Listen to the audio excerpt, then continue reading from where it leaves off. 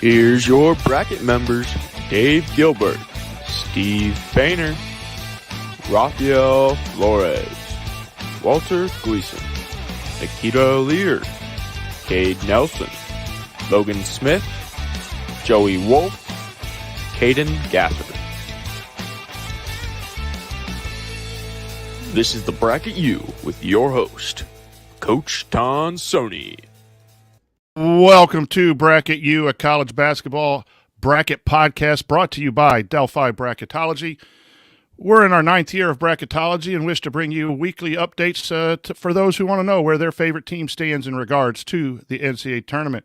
So this podcast is for all you junkies who have March Madness all season long, and we're able to do this because of great sponsorship of Coca-Cola Bottling of Kokomo and generous donations of our followers. We give a special thanks to Bob Thompson for creating our intro music, Caden Gasser, a junior, for putting that together on an intro video, for Jared Morris of the Assembly Call for inspiring us to branch out. I'm Brian Tonsoni, and joining me tonight is a first-year bracketologist from Wabash College, Gabe Businger. Gabe, how are you doing this evening?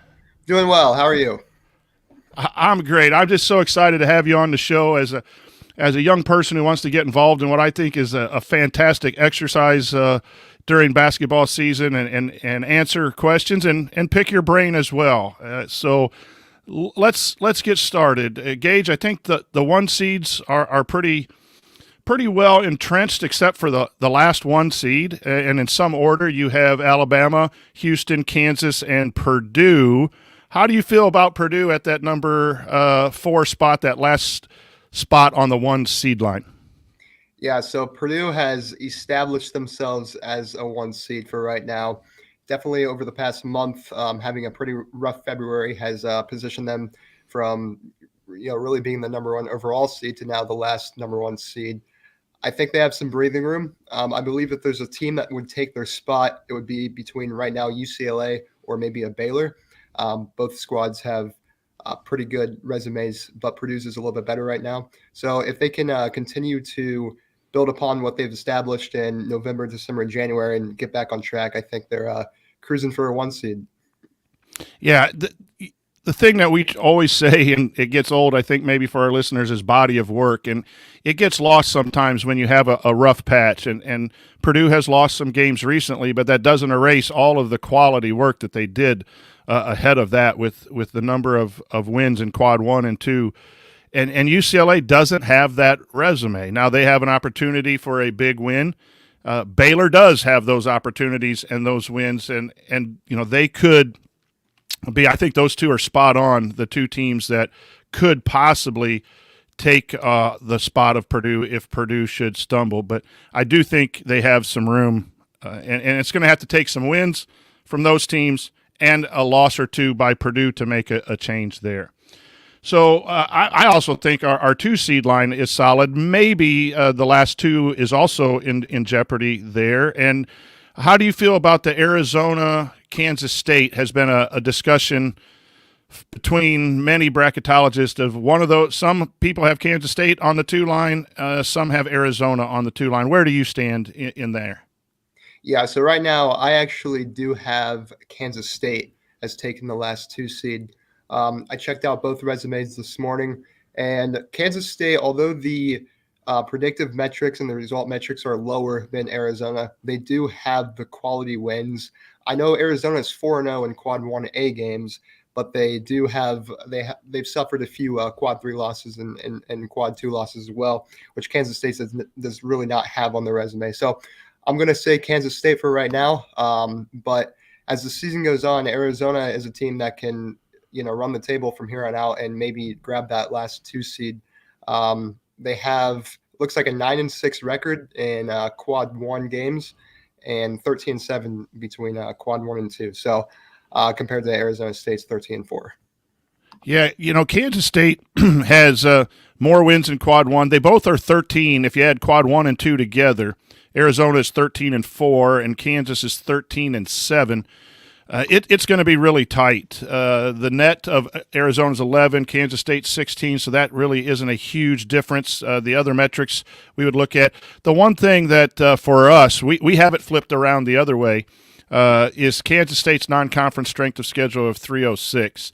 And I'm not sure that is a huge metric or a huge piece of criteria, but when something is really, really, really tight, I do think that the committee may see that Arizona went out and scheduled tougher and is 24-5, and Kansas did not schedule in the non-conference as tough and is 23-7.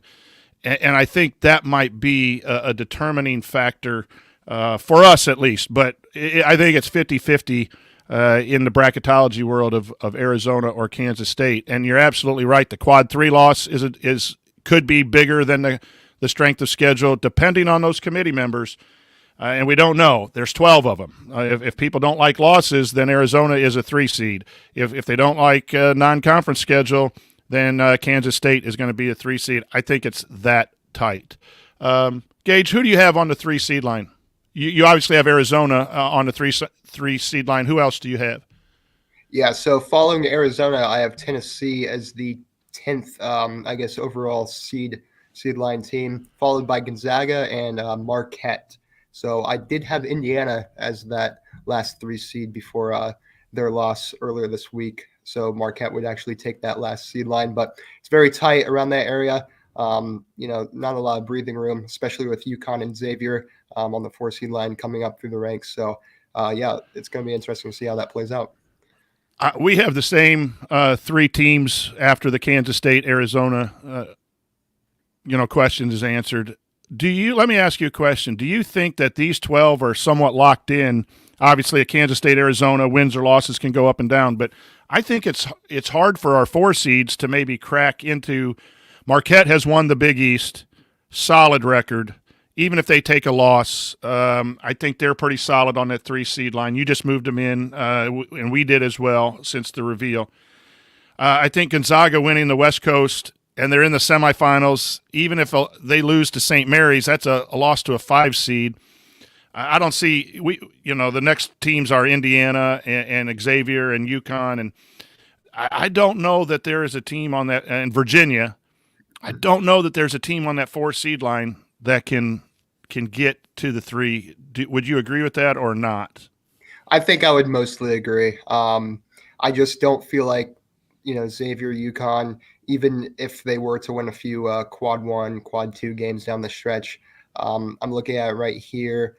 6-5 for Xavier and UConn, 5-5 in quad 1 games, which is respectable. But taking a look at teams like Gonzaga and Marquette, the metrics like them more, and they have some pretty solid quad 1A wins as well. So, and it's interesting because as of the recent update on our 4 seed line, you have Virginia at the 30 net, Indiana 29, Xavier 19. Those are typically high metrics, and the net as well as other metrics, KPI and KenPom and all of that are also used on the team sheet. We're just going to reference net in general in our discussion. Those are somewhat high for 4 seeds, but they have great pieces on their resume. UConn is the one team that I think the committee did not value in the reveal. Had an 8 net and had some big wins early in the season and were left out of the top 16. So that's a team on that 4 seed line. But we don't know. We don't think a Virginia, Indiana, Xavier, Connecticut can pop into that top 3. So we're pretty much locked in with those top 3. Who on your 4 seed line is in jeopardy of falling down with a loss or 2? Yeah, so right now, Virginia would be the team that's kind of in jeopardy and, really can't afford too many losses to subpar quality teams, which they've either lost to or made those games close lately. So the team right behind them in my seed list is TCU, who has really kind of impressed a lot of people coming off a big win against Texas last night. So that's a team that could maybe take Virginia's spot. ACC is in a relatively down year. So in Virginia, they've looked a little bit suspect offensively. So right now, if they keep winning, they'll maintain a 4 seed, but a few more losses or even 1 loss could see them drop down to a 5 seed. Yeah, and the interesting thing, Gage, for us as we've done this is influence of the conference tournaments. Your commentators and ESPN and all of the places will say that every game is going to make a seed change, but the committee starts voting on Tuesday and on Wednesday, and the Big Ten quarterfinals get started on Thursday and or Friday.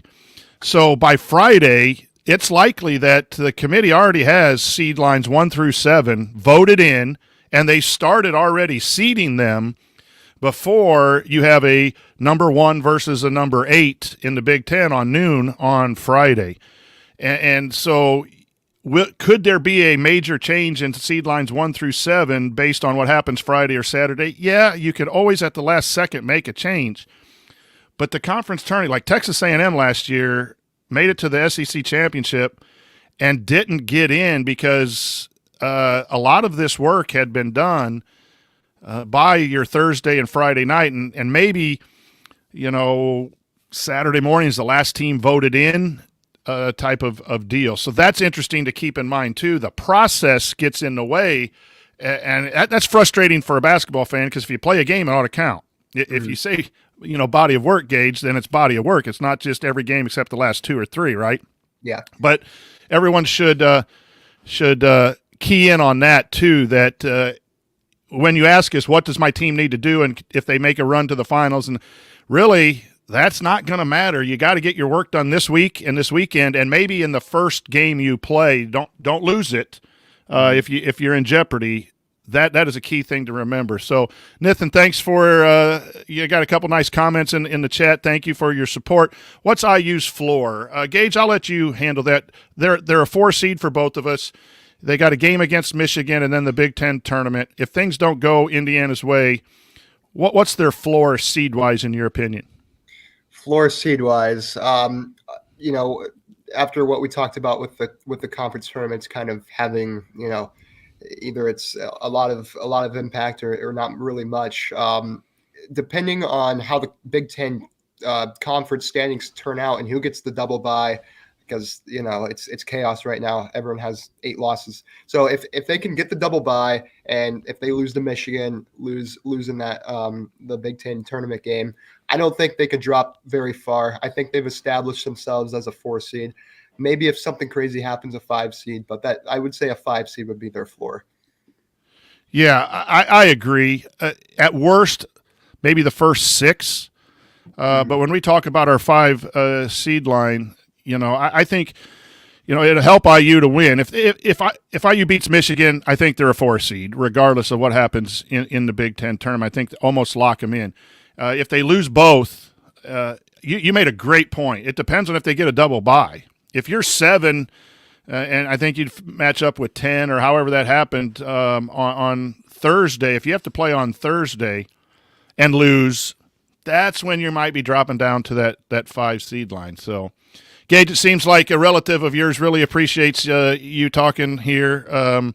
Gavin says that you're really well spoken. So thanks for bringing people into the podcast. But let's talk 5 seeds. This is an interesting range because these teams for us are really hard to compare. When you mentioned TCU, and we're with you that TCU is the top 5 seed.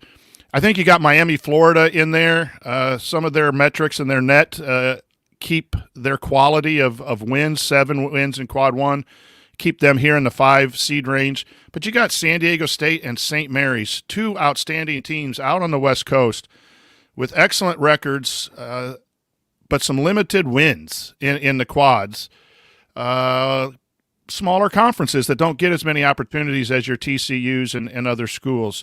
So what team do you like here, and is there a team that you think can fluctuate out of this 5 seed area? Yeah, so thankfully, let's start with St. Mary's. A great net. The net has loved them the whole year. Top 10, even top 5 at some points. But I think right now they sit around, 6th or 7th. So 8th in the net. So that's going to do well for them. Also, similar with Gonzaga, they're already a bye into the is it the semifinals of the WC? Semifinals? Yeah. So for them, I don't think there's much fluctuation. I think it's been established that even in the selection committee reveal, when they revealed the top 16, St. Mary's was mentioned as a possible 4 seed, or at least some discussion about it. So I believe that they're kind of, not really much of a fluctuation there. With San Diego State, that's a very solid team, and they don't have any eye-popping wins on their resume, but they do have some quality wins. And I think a 5 seed right now in the Mountain West is a pretty successful season, and I don't really see them losing down the stretch much. And even if they do, I believe there'd be quality, I guess losses, you would say. So not anything that would stay in the resume. Do you have Miami on the 5 line? I do, yeah. Miami is, and strange enough for Miami, is they're a team that's they have a lot of good wins, but they're a little bit lower in the net than San Diego State or St. Mary's. And like I said, in the ACC tournament, if they do lose kind of first round, which I don't see happening, that could send them down to a 6 seed. But also, they have some opportunities to maybe jump a team like St. Mary's or San Diego State if they struggle. So I think they're not necessarily a lock as a 5 seed, but they're in pretty good shape right now. So you're listening to the Bracket U podcast here, the Nitty Gritty. We're down to the last few days of the regular season and trying to figure out where teams will be seated. Make sure we're clear when the net is a sorting tool. It's not a scoreboard. So if you're the 8th team, you don't automatically get the 8th best seed. But it does say something about how well you play. If you have a low net, you have played well against your competition, and then the committee's got to figure out, have you earned that, ranking? So if you're number 8 in St. Mary's, that would normally be a 2 seed, but we're talking about St. Mary's being a 5. Why? They don't have the quality of wins or the quantity of wins that a 2 seed team would have, and so they fall down a little bit. But that does tell you that they're a pretty a good team. And when we get to Utah State on the bubble, Gage and I are both going to be like just throwing our hands up in the air about how to handle that, because a 22 net for a team on the bubble is surprising, but they don't have a lot of stuff on their resume to back up the mathematical formula. So we use it in our discussions, and sometimes people throw that to us that the net doesn't matter at all. Well, I think it does matter.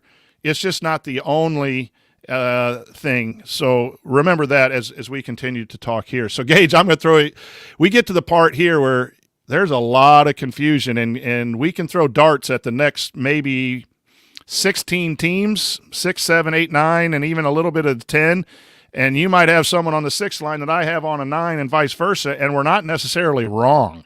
It's just going to go to what you value. So I'm going to let you take the 6 seeds here, and then I'll comment on where we're at as well. So who do you have on the 6 seed line? Yeah, so actually on my 6 seed line would be Creighton, Iowa State, Northwestern, and then this might come as a little bit of a surprise, but Texas A&M actually would take that last 6 seed, and right behind them would be Iowa as the first 7 seed. So I do like A&M's 5 quad 1 wins. Their net's 26, which is respectable. They do have those 2 quad 4 losses, which I believe they Wofford and Murray State, I think, were the 2 teams they lost to. So that's where I was a little bit maybe generous to them, because they have really turned around this season. But it's a full body of work, so you can't get recency bias. But I do think right now they're a 6 seed. Right. That's and this is where this middle is so interesting, because we have Texas A&M on the 8 seed line because of those 2 losses and some other issues on their resume. But Gage, you're not too far off, because they have really made a nice run here lately. They did lose, I think, recently to Mississippi State, but you got to look at the whole entire body. They're 22-8, 7-4 on the road. We haven't talked a whole lot about how important road wins, and especially 1A quality road wins, were with this committee on the reveal. And so they're 9-6 in the quads. I would not be surprised to see them anywhere from the 6 to 7 seed line. You said you had Iowa as the top 7. We have Iowa on the 6 seed line. And we had them down at a 9 until they beat Michigan State, and then they blow out Indiana, and their metrics really jumped up to a 33, where we felt that was acceptable to move up into the 6 or 7 seed range. So we're really close. We agree on Creighton and Iowa State. And man, Gage, Iowa State has fallen. They were a 3 in the reveal and have not won a game in 2 weeks. And so that's not necessarily recency bias. That's just a reflection that they've lost, I think, 8 out of 10 or something of that nature. I don't have their schedule pulled up. But they have 8 quality wins, and those are going to go a long way. Iowa State will be in, but right now we say 6. I wouldn't be surprised to see Iowa State drop another seed line if they lose a game or two before the NCAA tournament. So I'm going to go to the 7s. I had Northwestern as a 7.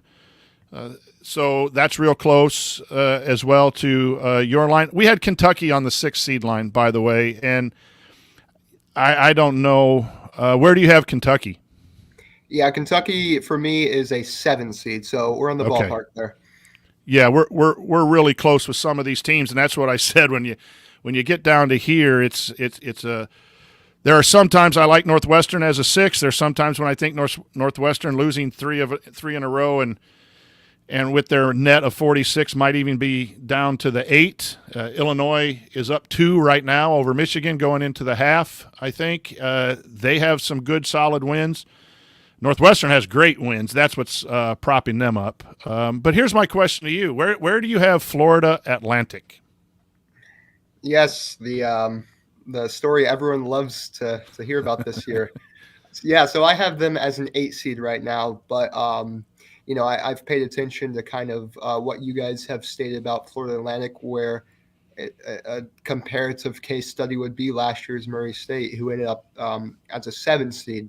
And I think it's definitely in the realm of possibility. The Conference USA is a pretty solid league this year with teams like North Texas, UAB, good. So, the metrics like those teams, which in return helps the quad situation for Florida Atlantic. I believe they still have 2 quad 1 wins, if I'm not mistaken. Correct. Okay, yeah. So you compare that to a team like Charleston that has 0, and that's where you kind of get your, sometimes get your difference from. But yeah, I think they can jump to a 7. I believe if they lose sometime in the Conference USA, they're still in the field. Might be an 8 or 9 seed at that point. I agree with what you just said there. In fact, our committee of 6 students and 3 teachers here at Delphi Bracketology, we've kind of said FAU, if they run the table, they're a 7. That means regular season championship and the conference tourney championship with no further blemishes. They're likely a 7. Losing the championship game, we got a tough decision. But lose one of the 2 regular season games, and they're on the road. I believe they're playing tonight at Rice. Mm-hmm. If they lose a regular season game, I think you're right in putting them in that 8 or 9 seed. That's still a great season for them. And, boy, you're right. The Conference USA has really jumped up with UAB has had a solid year, North Texas. And I'd almost like to see that group get 2 bids. I don't think those others are worthy. But, boy, I wish the committee would do something. And if Oral Roberts or Charleston, we're kind of jumping the gun here a little bit on the last end. But FAU is going to be an interesting team to see if they do at Murray State. Last year they're a 7, and that really messes with our 8 and seed line. So I'm just going to throw out some teams and then have you discuss a team and where you like them, because Illinois, Maryland, Michigan State, Arkansas, you had Texas A&M up a little higher than we did, Providence, Missouri, USC, Rutgers. Those would be the next 8 or 9 teams that would fit into your 8 or 9 seeds. What gives you what do you feel good about on the 8 or 9 line, and what are you still wanting to see some more data or some more game results before you solidify your 8 or 9?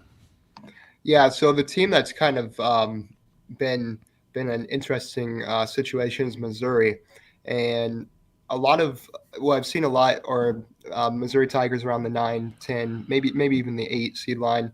They have some pretty terrible road losses where they just get kind of blown out. It's like, okay, where do I fit this team now? But they do also have pretty good SEC conference wins as well. So I think right now I have them as a 9 seed, and that's a team where I need to see what they do down the stretch to kind of solidify them wherever they're at. Yeah, we have Missouri on the 9. We have Providence Well, we go back and forth on Providence between 8 and 9. And then we haven't talked about Arkansas before we got on the air. We both kind of rolled our eyes when discussing Arkansas. Arkansas has a 15 net. They're 2-8 on the road. They have good schedules, non-conference and regular strength of schedule numbers. They're 3-8 in quad 1, 4-2. 7 wins in those two categories is really low compared to most of the other teams in our bracket. And they have a quad 3 loss. The metrics put them at a 4 or 5. And they have good metrics, not only the net, but the other metrics are pretty solid. But they haven't got the quality of wins, I guess. They do have like 3 or 4 wins against the field. How do you feel about Arkansas? Yeah, I was, we were talking earlier about teams that you kind of want a result to kind of make the decision easier. And that was me watching the Arkansas and Alabama game a week or so ago. Arkansas fell by like 3 points. And that win would have really established them as, a team that can back up the metrics that they have. Right. I think they have the talent to get hot down the stretch. I know we're running out of time with games left, but right now, I believe I have them around an 8 seed, which is I had them as a 7 seed last week, and it was a little bit lower compared to some others. So I think right now an 8 seed fits them. Yeah, I think they've lost 2 in a row. We had them up at the 6 seed, and we don't like to drop a team just because they lose. But when you have teams like Kentucky and Texas A&M that you have up at the 6, and Michigan State and Northwestern, you have teams that are really tight. One result for a team below and one team result for or one win or loss for the team above can really shift things up or down one spot. And if you move from the last 7 to the first 8, and that's just a movement of one team, that can change your seed line. But yeah, you're not alone. Arkansas and Missouri are a couple teams. I'll add Texas A&M in the whole SEC. SEC and the Big Ten in this 6, 7, 8, 9 range. And I don't think we're alone, Gage, because a lot of the people that I follow and have helped me get started are saying the same thing about this 7 through 9 range is you can move people up or down. So we're now at about the 10 seed range, and we haven't talked about teams like USC, West Virginia, Rutgers. Let's just jump to the 10 seed line. Who do you have on the 10 seed line? Yeah, so on my 10 seed line, looks like I have Boise State, West Virginia, Memphis, and Nevada. So, yep. You're a little bit higher on Nevada than we have. We have them on the 11 seed line, but I'm willing to take a look at that after we're off the show. I do think that I like them better than North Carolina State, and Pittsburgh's loss also can move Nevada up a little bit. Rutgers is interesting for us because we think they have the resume to be an 8 or a 9, but they haven't played well since that their small forward got hurt. And the one game that they won, they were down 19 to Penn State and had a miracle comeback. Now I think they're on the road tonight at Minnesota, and I think they're up double digits or something here at the half. So I do think Rutgers is in. But I wonder if the committee will drop them a seed lower than they should be resume-wise, because they really have shown in a 6 or 7 game sample that they're not the same Rutgers team that they were before that injury. That's a question that we have. So we have Rutgers on the 10. We have West Virginia at the 9 and don't like it one bit. 5-12 in quad 1. The thing is, they only have one loss outside of quad 1. And they have really good schedule. So I think West Virginia's in, but boy, I see some have West Virginia in the play-in games. We have West Virginia at the 9. You have them at the 10. I think that's someone else we have to watch and see. So as we get down to the very bottom, Gage, let's just go to your last 4 in, and we'll talk about some teams around that. Who do you have as the last 4 teams in? Yeah, so last 4 in as of now would be North Carolina State, Utah State, Pittsburgh, and Arizona State. So yeah, I feel it's a little bit tricky down there, but right now I feel pretty confident about those selections. So you would have Utah State in for Wisconsin? Correct. Yep. Okay. And we are just the opposite. We have Utah State as the first team out. We do have Wisconsin in. We have Nevada, Auburn, Wisconsin, and Arizona State. I like your North Carolina State in that play-in game. And Pittsburgh and North Carolina State are on the 11 seed line, along with the other four teams that would be in our first four out. So what do you like about Utah State? It's going to be a controversial call, and it could go either way. So share with everyone why you think Utah State should be in.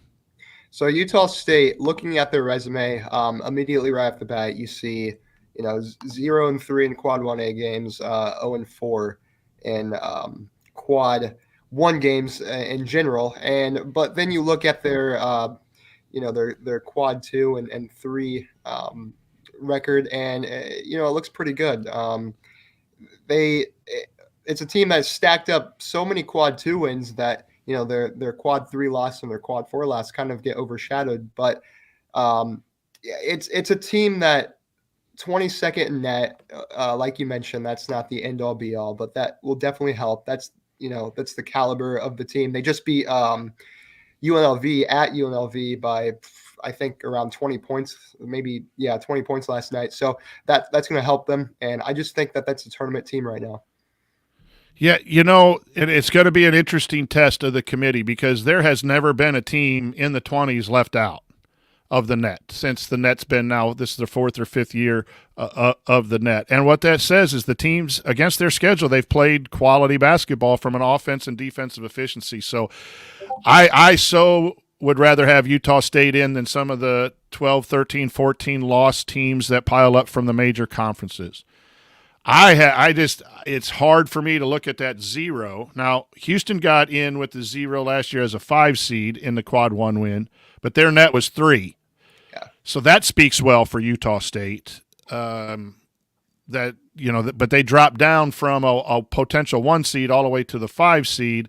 So if you drop from a 22, a 6 seed, 4 spots, 10 or 11, I would not be surprised to see Utah State get in. Notre Dame only had 4 Quad 1 and 2 wins last year and got in because they played well. And I do think, Gage, the Mountain West is an entertaining and good brand of basketball. I think Utah State has a huge game. Do they play Boise? I think they play Boise. Mm-hmm. Yep. And if they win that one and win a game in the Mountain West, I think you are going to see Utah State in.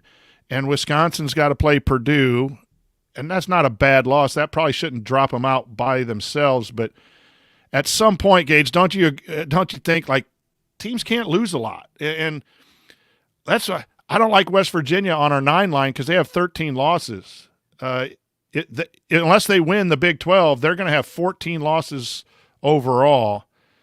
And that's why I think you see a lot of people have West Virginia in the last 4, and probably rightfully so. But West Virginia's got a 24 net, and they got 10 Quad 1 and 2 wins. So this is where it gets difficult.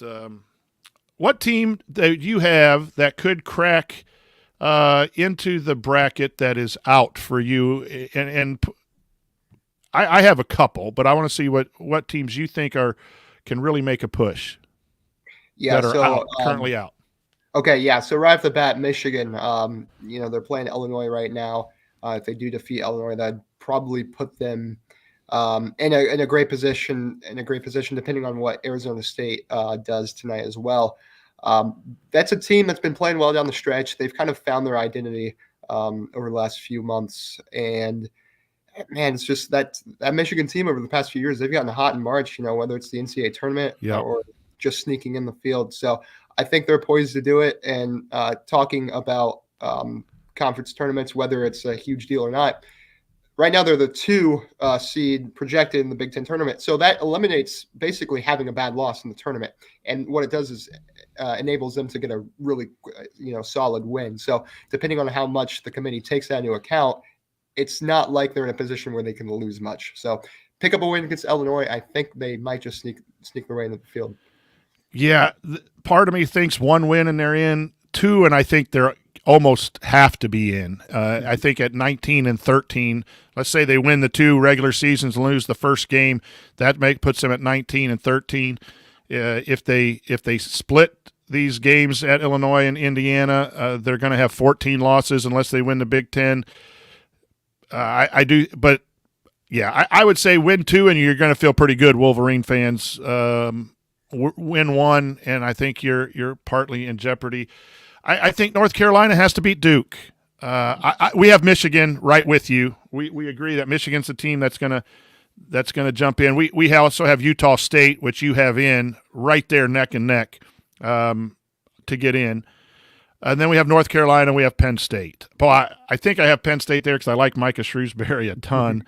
And I like the Pickett kid and the way they shoot the 3 ball. So I don't know if that's a bracketology move or just a college basketball fan move there. But they have an opportunity to beat Maryland and then go get a game in the Big Ten.